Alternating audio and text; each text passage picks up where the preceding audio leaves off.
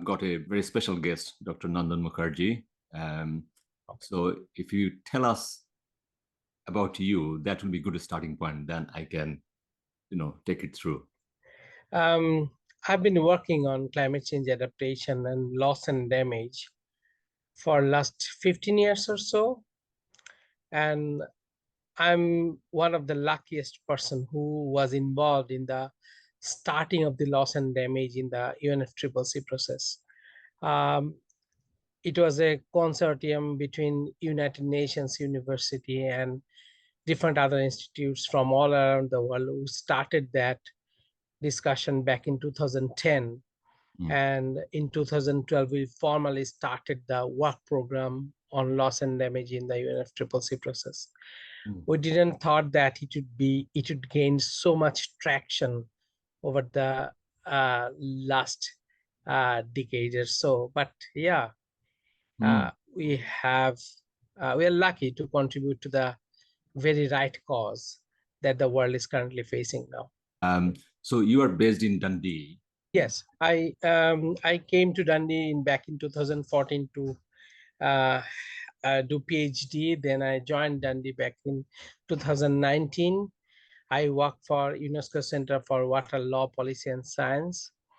My current focus is on designing climate resilient homes. And at the same time, my research focus is also on climate change, loss and damage. Yeah. So like my understanding is you have been going to these COPs forever. Yes. Yes. When did you go for the first time?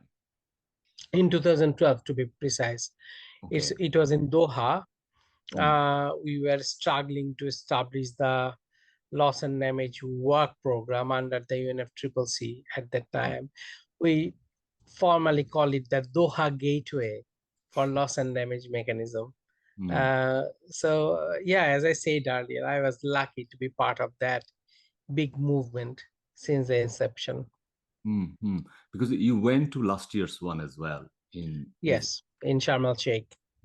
And when I was talking to you last time, I mean, it was quite chaotic, but this time you're in Dubai, it's much more organized.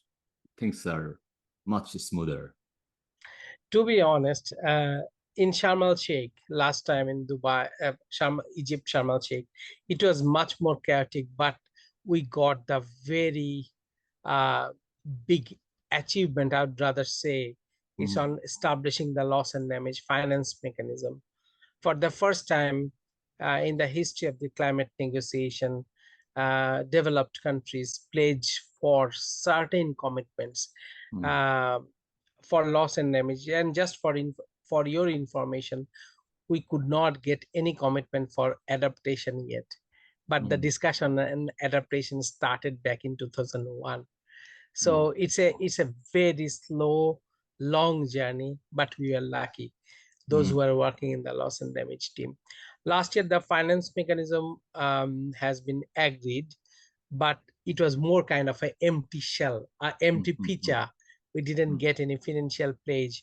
The good news is on the very first day of this year's COP in the plenary, we got that loss and damage finance mechanism approved, formally approved by the UNFCCC process.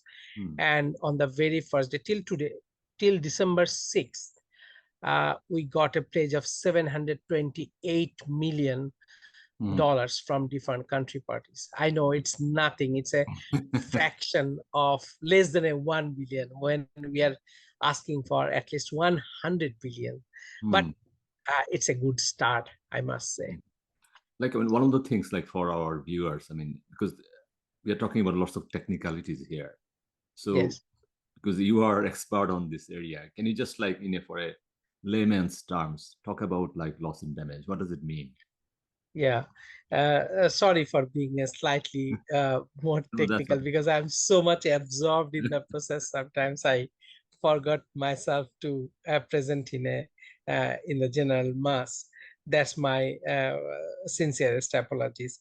So loss and damage, we do not have any universally agreed definition on loss and damage, but just for the sake of simplicity, we call it realized impact of climate change. realized adverse impact of climate change.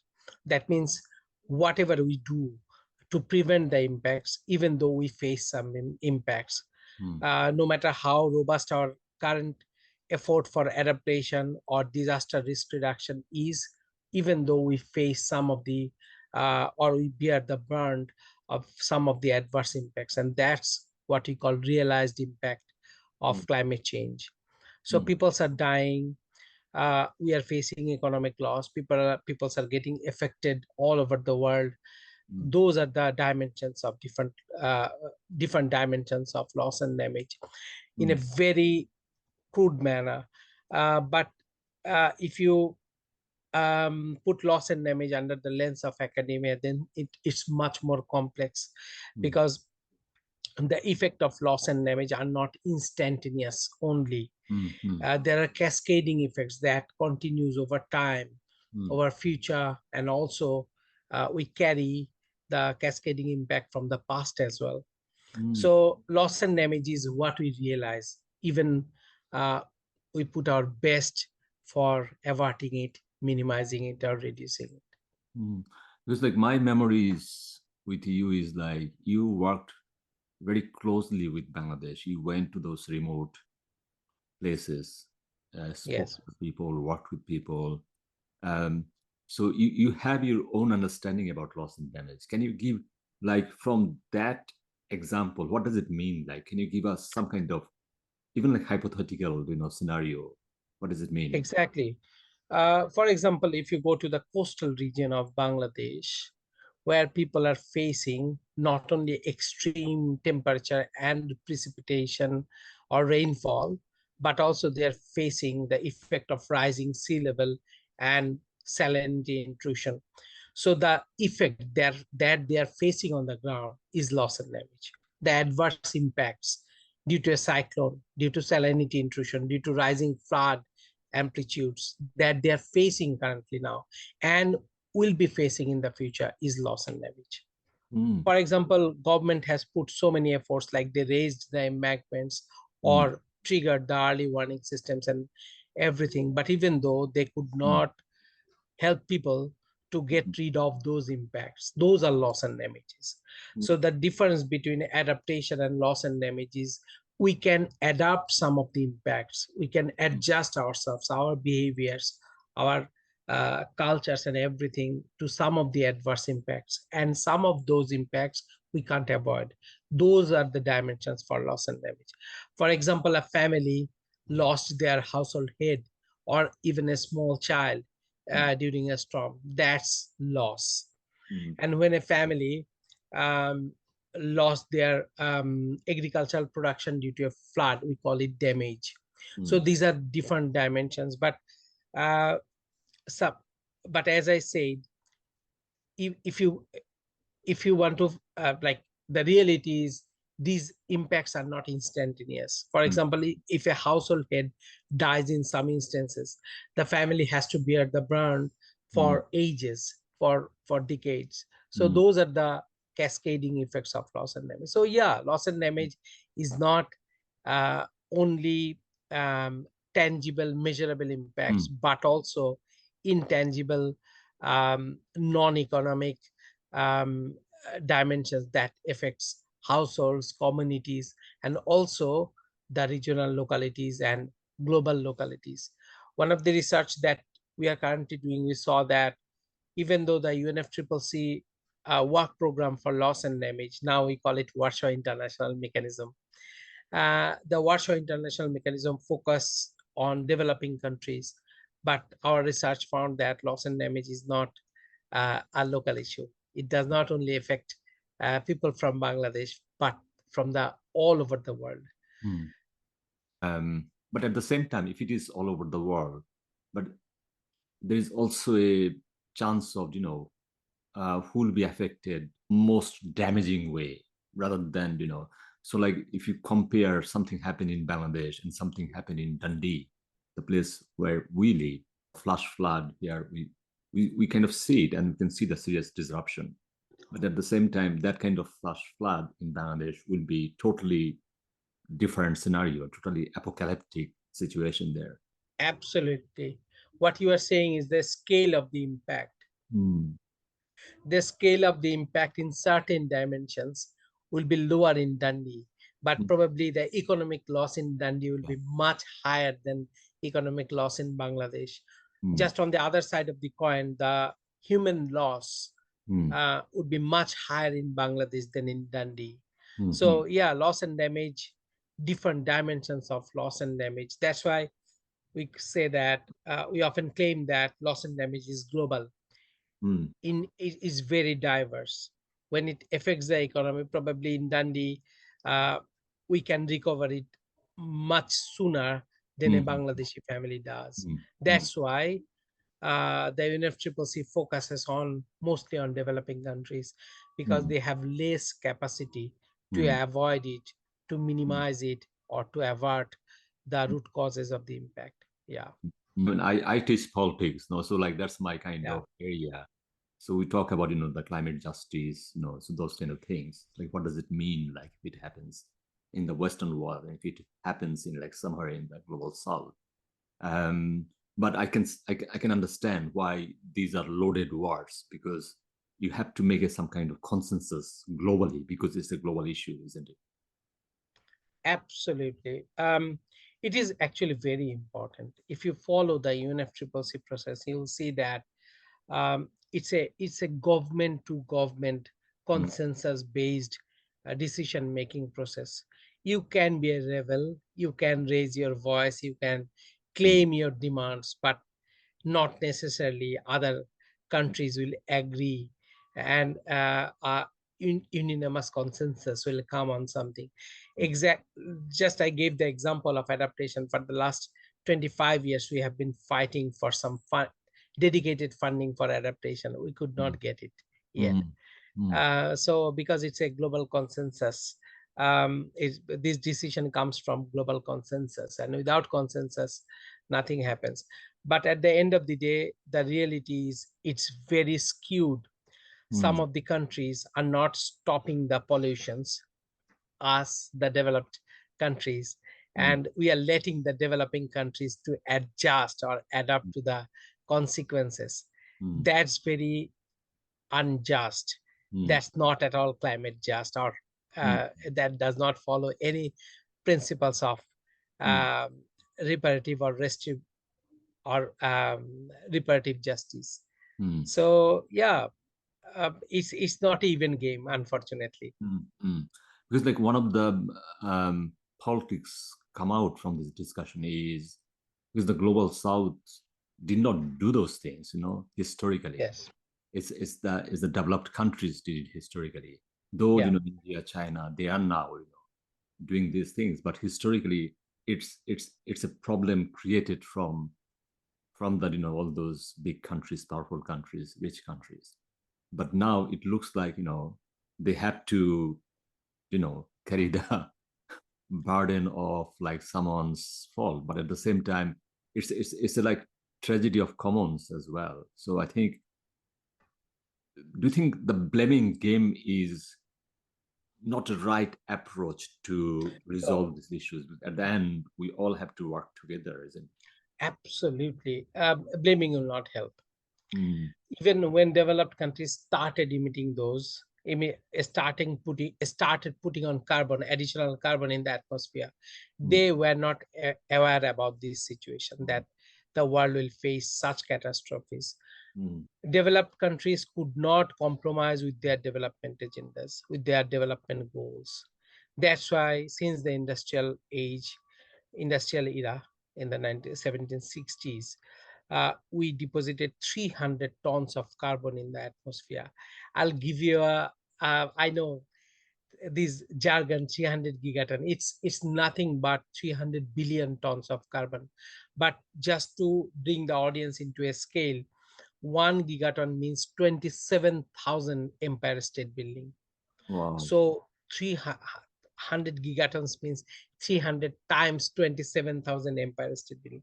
We dumped so much additional carbon in the atmosphere that is causing the warming, but we were not aware about the consequence. But the problem is now we know, but we are not stopping. we are depositing carbon. Just 10 years ago, the global average of um, annual average of carbon deposition was only 10 gigaton per year. But today it's around 47 gigaton per year. And we are expecting that it will rise to 100 gigaton per year, not 300 gigaton over 250 years. It can exceed 100 gigaton per year.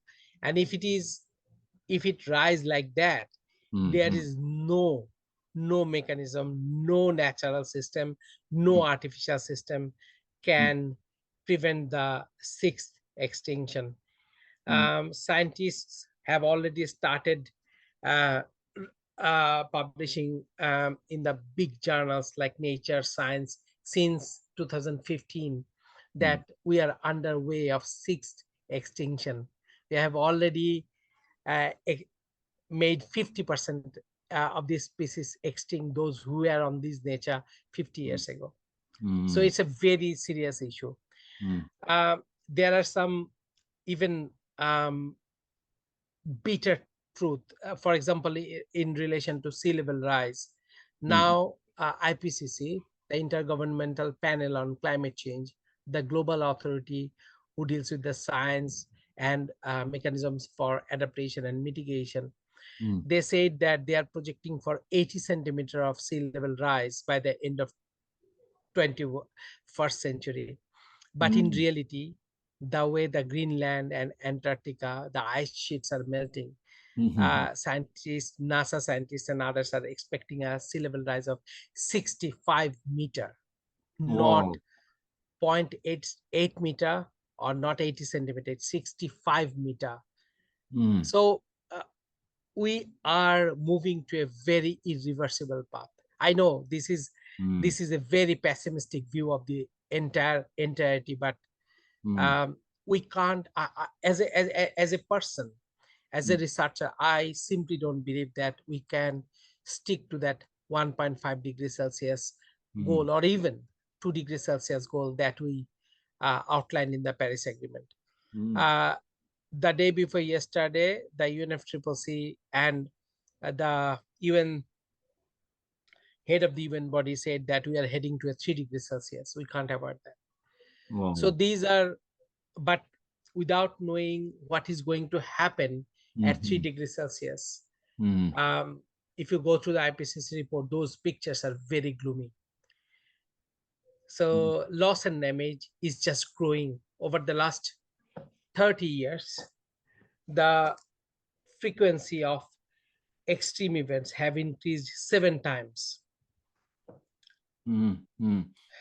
People are dying all over the world. People are facing economic losses. I just want to bring this, like, the recent report by 120 scientists. Like, I mean, that's all about, this UNFCCC, isn't it? They are collective, intergovernmental. So it's not like, bunch of like lefty scientists are saying that. These are like, the global scientists are saying that the world is on the verge of crossing 5 catastrophic climate tipping points. Absolutely. And it says that if it reaches, I think, more than 1.5 degrees Celsius, then by 2030, we'll see like 3 more of these tipping points. So what you are saying, like if it goes to 3 degrees, we are talking about, serious amount of apocalyptic scenario. Absolutely. So crossing a tipping point is also a jargon, just to clarify. For example, if all the ice sheets in the Greenland and Antarctica melts or reaches, not even all of those are melting, but if it crosses some limit, then there's a high certainty that the entire ice sheet will be melting over next few years. So those we call, those kind of phenomena we refer as tipping points. So the world is heading to like crossing over a number of tipping points, exactly what you say. That means we can't revert back to original state no matter what we do. And that's where the point of loss and damage comes. That means when we can't go back to the original state, that means we have to forego a number of current states that we are enjoying. For example, annual average temperature of the world, annual average amount of precipitation, all the over the globe, like this. So yeah, this is a very gloomy scenario, but we are not doing enough. We are fighting for some money. We are fighting for $100 billion, but it's nothing. Trust me, it's nothing. It's peanuts. Absolutely nothing. Yeah. Yeah. But No. if you look into that, the solutions are there. The good news is solutions are there, and the solutions are not that critical. If you just Google search it, Trillion Tree Initiative, you'll see that all over the world we have got 0.8 billion hectare of degraded land. So degraded land means we are not using those land for agriculture. We are not using it for settlement. We are not using it for any other uses, but we can plant 1 trillion tree on those 0.8 billion hectares of land. 0.1 trillion tree means it starts cutting down 116 gigaton of carbon from the system. That means out of that 300 gigaton, we can provide, we can start working on solution right now. And 1 trillion tree is not that big amount of, is not a big number. Each person in this world have to plant 35 trees, 135 trees, and that will cost us less than 35 quids. And if you just put it into numbers, that's 1/5 of the cost of implementing the SDGs by 2030. So it's not a big amount of money. We just need 100-200 billion dollars to plant 1 trillion trees. But we are not doing it. We are not doing it because of your subject, geopolitical reasons. Our ego, we are driven by big corporates. Our priority is not that like that.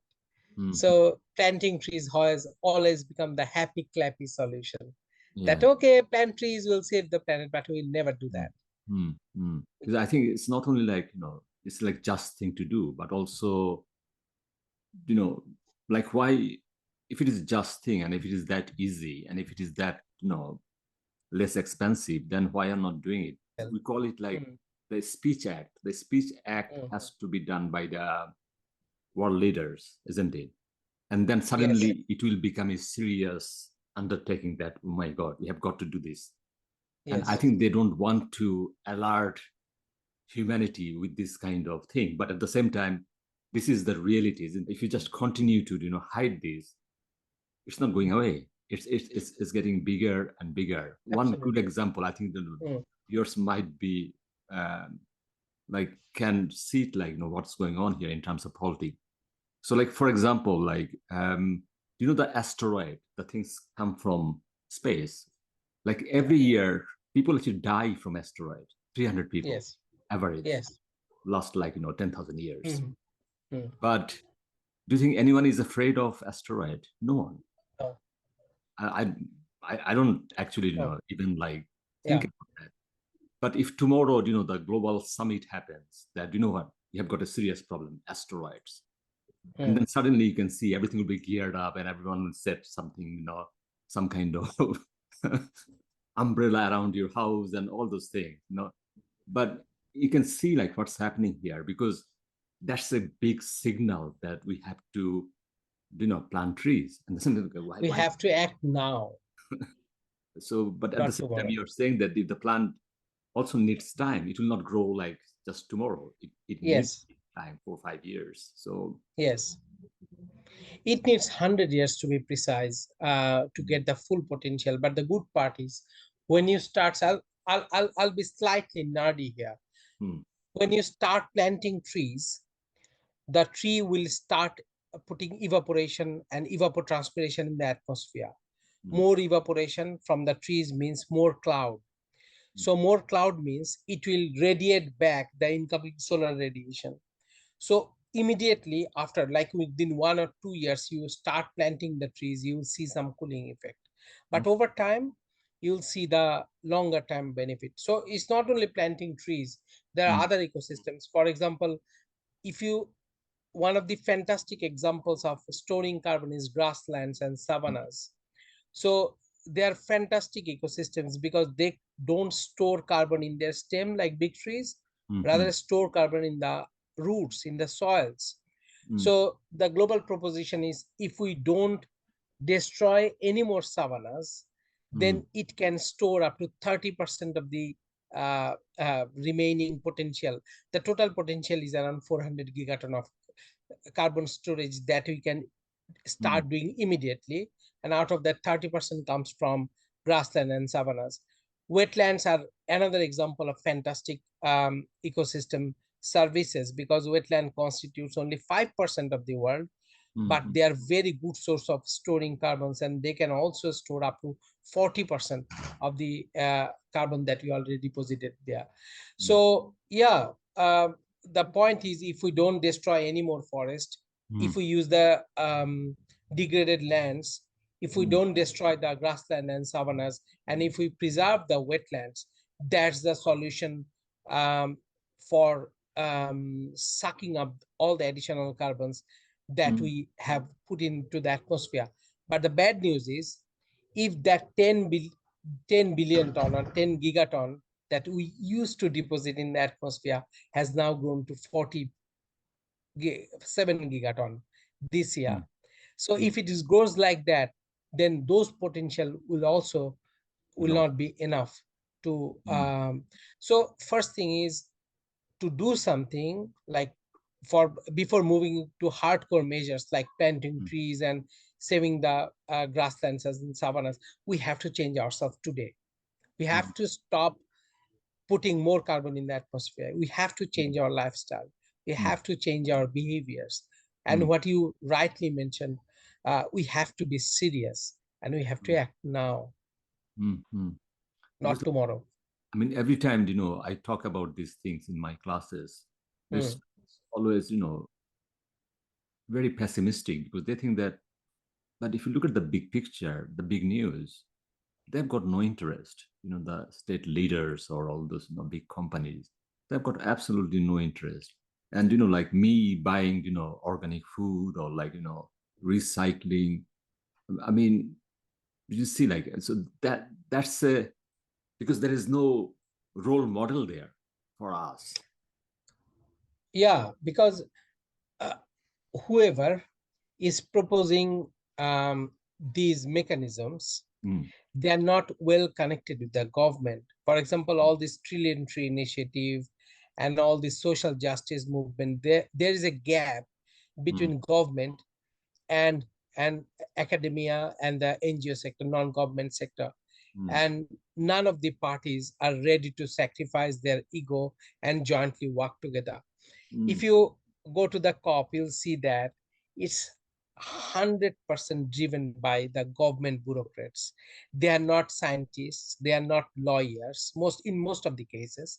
And at least for developing countries, I know what is the situation in Bangladesh.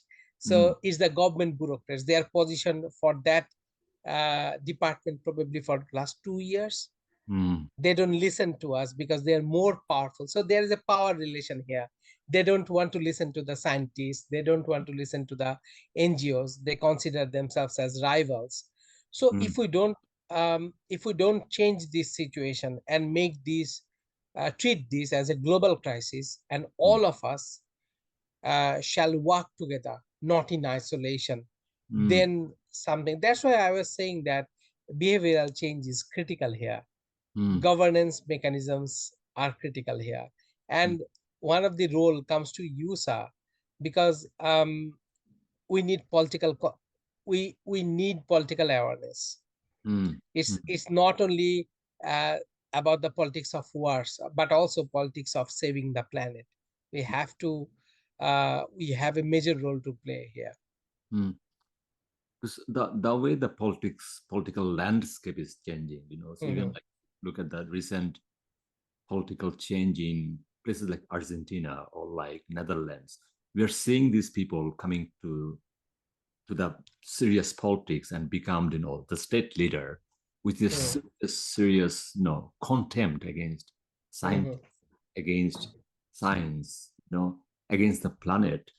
So what you are saying, when these venues, host these big events, and then you can see the power relation, the the scientists are obviously worried that, God, what's happening here? And the people who will deliver, who will execute those things are actually politicians, and they've got a serious vested interest to get elected again. Absolutely. These are political gains, and I'll also sorry, I'm sounding probably too much pessimistic today, but the reality is like that. I'll give you a very good example here. For the last, like since Glasgow, whenever we are like scientists and non-government organization representatives are attending the COPs, every bottle of drinking water we are buying from the venue is 10 times expensive than the rest of the market.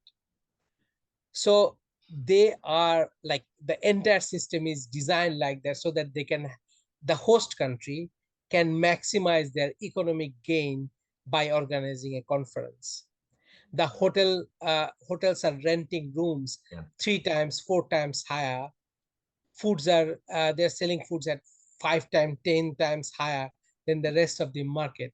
So this is how we are treating the climate environmentalism here, the climate justice movement here. We are cursing people. We are discouraging people so that they can't attend the COPs. They can't raise their voice because they will not be able to survive in these very expensive economies. We know that. Like even like before this COP28 started, I mean, there like leaked documents came out that the host country or the person who's in charge of this event, he has got different plan. He was trying to sign some secret deals, like fossil fuel deals with like 10, 12 countries. So that's quite damning, isn't it? Absolutely. He just also commented 2 or 3 days ago that whatever you are doing, loss and damage or adaptation, nothing will happen nothing will happen by avoiding the fossil fuel business. Nothing will happen. So yeah, this is a shame. We are observing it. Yeah, we'll try not to let it happen, but sometimes it's beyond our control. I mean, especially because it was quite a thing to do. Like the guy who's in charge of one of the biggest oil company, and he's in charge of the event. So it kind of sounds like, rather than someone who is like, climate justice warrior, like, Greta Thunberg, so these people are nowhere near the venue. I gave you the pessimistic facts, but at the same time, the participation of youth is far more is growing every year. So that gives us some hope. But involving youth without a proper capacity building, or without training them on climate politics or negotiations, or I don't think it will work. But I consider it as a good news that more and more younger generations are getting involved into this business. Probably what we could not do, they will do that in future when they become the negotiators, when they will become the political leaders. So it kind of sounds like, the politics plays a big role rather than, actual science here. Absolutely. There is no doubt about that. They don't care about science. We use numbers and science as a negotiator. We use numbers and science on the negotiation table, but at the end of the day, it's the call of the individual country ministers and individual country delegations, high-level delegations, how they are going to sign a deal on the table. It's like one of the philosophical understanding about this game they are playing. I mean, sometimes I feel that, obviously now we know that these are serious scenarios we are talking about, and this will kill people. This will make people climate refugees. This will displace people. These are serious scenarios we are talking about. So like, if they don't care about this thing, like what does it mean? Do they really want them let go? I mean, so those people are not important. They can die. I don't think so. But what I think that they are not maintaining the interest of the people who deserve to be cared. Rather, they are driven by more kind of economic and business interest of big corporates and big oil companies, as you said. As a country negotiator, I can't, it's very tough for me to draw conclusion like that. Yeah. But this is something we are observing over the last 3 decades. We have not progressed much in the climate negotiations. It's very slow. Mm, I know this is the nature of climate negotiation, but mm, mm, when the urgency is like that, you have to act now, then taking this lower path is difficult, and it's mm, we can't revert back. mm, mm, But where we are going, we can't come back. We mm, have only one planet. I know Elon Musk is trying to establish a habitat in Mars, but if we learn the lesson from the last 5 extinctions, mm. the change happens in days, not years, not months. Yeah. And if Yeah. something happened like that, um, and there's a high chance of that. That's why scientists are claiming that the sixth extinction has already started. Mm, So we have to be serious and we have to act now. That's my mm, message to the mm. audience today. But it seems like they have a plan, isn't it? Going to Mars or like getting short-term serious profit. As I'm not part of their plan, I don't know and I don't want to comment on that. But I'm sure that they are not taking care of the people who Mm, are suffering the most in different mm, parts of the world. Even some of the rich countries are not taking proper care of their citizens. mm, We have, from our research, we have made a global map of loss and damage, and we mm, found that top out of the top 30 countries, more than 20 countries are from developed or higher middle income countries.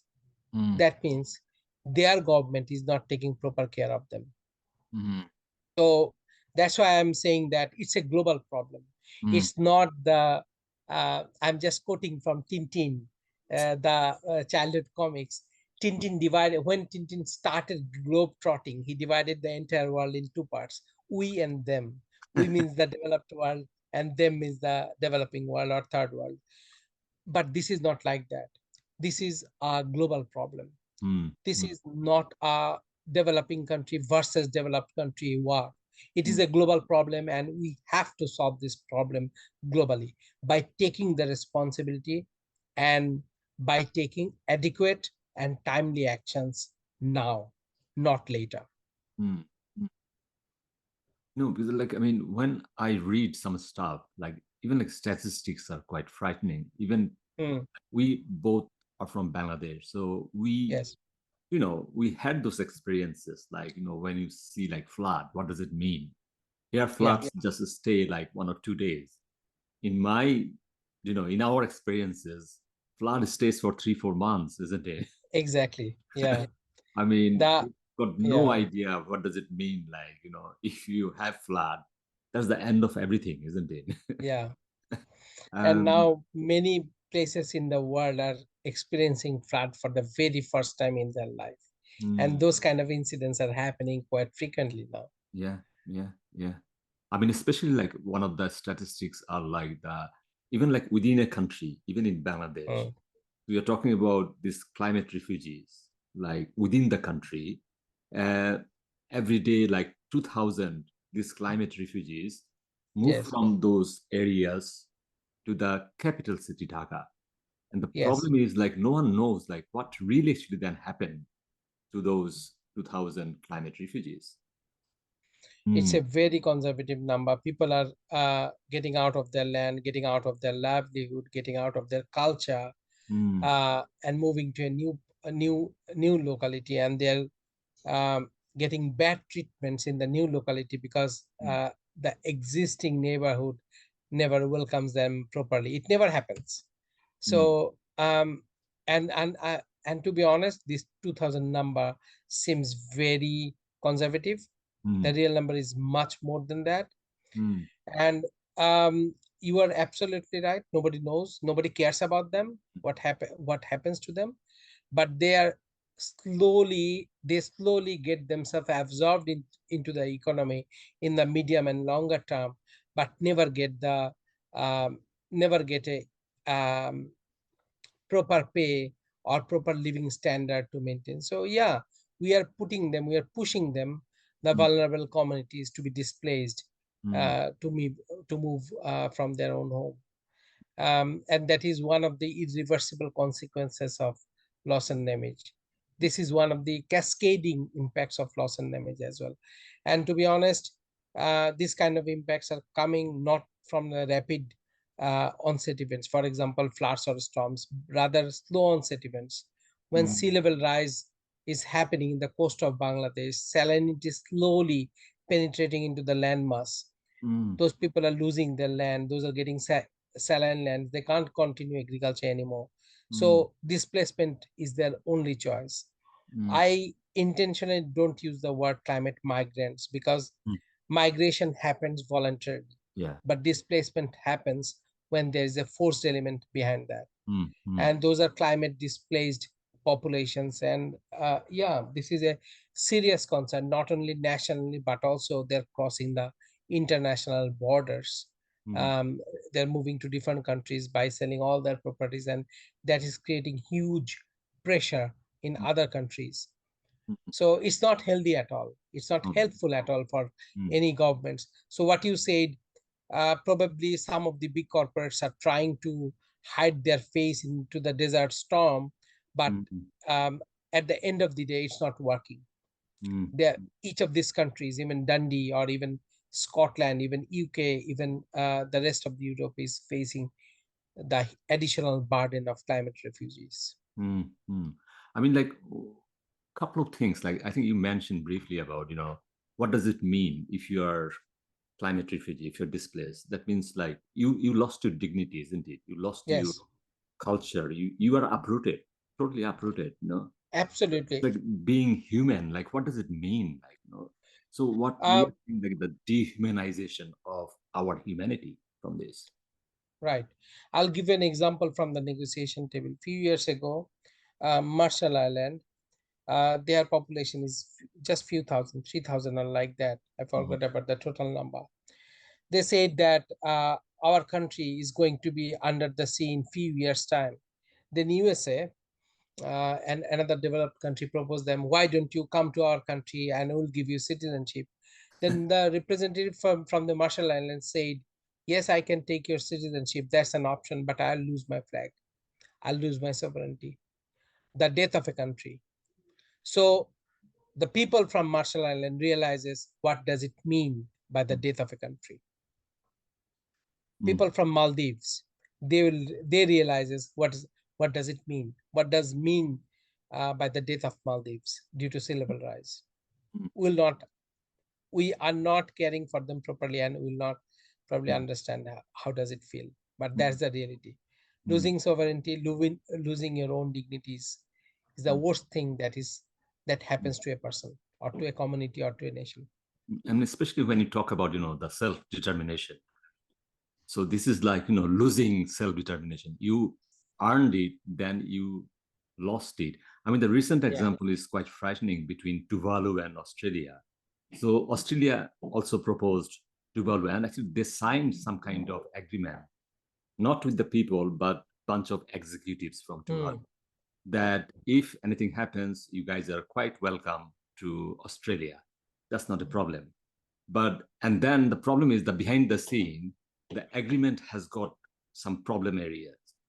What it says that in future, if the agreement goes through, Tuvalu will mutually agree to whatever Australia decides in terms of foreign policy, defense. Uh, Let's say, I mean, what the hell is this? I mean, it's like take these over. yeah, these negotiations are always like that. These deals are always like that. Um, Hopefully by the end of this COP, by the end of next week, you'll get the um, final documents about loss and damage fund and Santiago network for catalyzing the technical assistance to developing countries. So when you see those documents, these all these documents are full of similar kind of text. Like it's very conditional, and there is no specific pledge that will work together as a unanimous body. Rather, it's always between developing countries and developed countries, as Tintin saw like a few decades ago. Yeah. Yeah. So that like power relations. But the problem is the tragedy of commons don't care about power relations. It applies Yeah, to everyone, isn't it? So exactly. Yeah. mm, no, like I mean, one thing we are talking about, if you look at the example, like last couple of years, even um, the things happening, like what you talked about, the planting plants, like what we saw, like it's not planting plants, it's destroying plants are more favorite hobby by big Yes. companies. So Yes. I think I still say thank you because you recommended a film like documentary called Before the Flood. I mean, what an Mm. amazing documentary they made. I mean, and it's just frightening. Each year I try to show it to my students and what's this about? Yeah. I mean, it's not only It's like very frightening, but we are not ready to compromise our living style, our lifestyle. Even our students, even you and me, to be mm, honest, are we ready to sacrifice the lifestyle that we are living right now? no, That's no, the problem. because our carbon emission is average in UK is like I think close to 10 ton. In Yeah. Bangladesh, it's like 0.6, something like that. So I Yes. mean, it's like I've got no idea. Yeah. So I mean, what's this going on there? That's what I said. I'll give you another example. Just remember that 300 gigaton number, Mm, just for this sake of today's discussion. If we just move it, if we just change our food habit mm, from from meat in, protein in, sorry, from animal protein intensive diet mm, to vegetarian or vegan diet, we mm, can immediately save 67 gigaton. That means 1/5 of the problem will be solved immediately. mm, mm, So the solutions are there. mm, We are just not ready, or we are not serious enough to adapt to this solution. Rather, what we are ready that we'll continue our lifestyle like that, and we'll tell someone else living in Bangladesh or in Tuvalu, say that adapt, adjust to the impact. mm, That's all we. This is such an unfair game. This is such a climate unjust proposition. mm, So whenever people come to me and say that let's plan for adaptation, I always say that uh, this is very climate unjust. Why you are not addressing the root cause of the problem, but telling others to adjust to the consequences by adaptation? mm, mm. So developing countries are fighting for adaptation, but I don't know whether um, they understand it properly. Actually, they don't have any other choice. What they can do, that's what is happening. Mm. I mean, the way the mass is weaponized, I mean, especially, we saw it during the pandemic, Hmm. the contempt against science. And, it kind of now spreads out all over the places. So if you say like, oh, this means this, it's a no, that's fake news. So there's just one answer. So when Exactly. you talk about I have to sacrifice, like, oh, that's fake news. So it's a kind of Yeah. self-satisfying kind of rhetoric that, yeah, Yeah. you know, uh, Everyone wants to enjoy the power. In the climate, I've been a negotiator for last 12 years, and every time when I face the public bureaucrats, sometimes uh, I can feel that the power relations is obstructing the decision making, uh, mm, fed by science, backed by science, and backed by mm, proper um, proper analysis. mm, So yeah, we have to change ourselves. That's We have to go for massive behavioral changes. mm. Otherwise, the science is like science cannot reach to the ground where it needs it right now. We can stop here and then we'll Okay, continue like any other day because I want to make it a part. So this is part one. excellent.